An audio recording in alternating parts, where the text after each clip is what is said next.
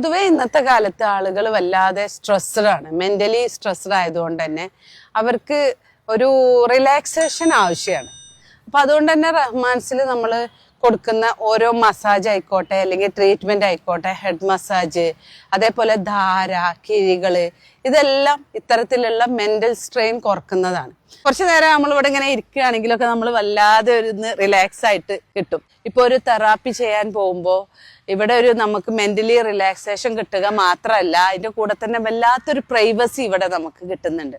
ഉറക്കക്കുറവുണ്ടാകുന്ന സമയത്തൊക്കെ നമുക്ക് ഈ ഇത്തരത്തിലുള്ള മസാജ്, ധാരയൊക്കെ ചെയ്യുന്നതിലൂടെ നല്ലൊരു കാമായിട്ടുള്ള ഒരു അവസ്ഥ നമുക്കുണ്ടാവും. അതുകൊണ്ട് തന്നെ നമ്മളടുത്ത് ഒരുപാട് ആളുകൾ മസാജൊക്കെ ചെയ്തു പോയി കഴിഞ്ഞാൽ അവർക്ക് നന്നായിട്ടുള്ള ഉറക്കം കിട്ടി എന്ന് പറയാറുണ്ട്.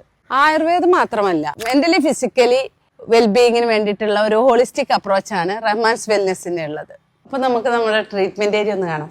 ഓരോ ട്രീറ്റ്മെന്റ് കഴിയുമ്പോഴും നമ്മൾ അടുത്ത പേഷ്യന്റിന് വേണ്ടി ട്രീറ്റ്മെന്റ് റൂം വീണ്ടും കംപ്ലീറ്റ്ലി ക്ലീൻ ചെയ്യുന്നു, അതേപോലെ ഹൈജീനിക് ആയിട്ട് സൂക്ഷിക്കുന്നുണ്ട്.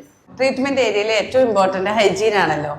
അപ്പൊ നിങ്ങൾക്ക് കണ്ടാൽ തന്നെ അറിയാൻ പറ്റും, നമ്മുടെ റൂംസ് എല്ലാം നല്ല ഹൈജീനിക് ആയിട്ടാണ് നമ്മൾ കീപ്പ് ചെയ്യുന്നത്.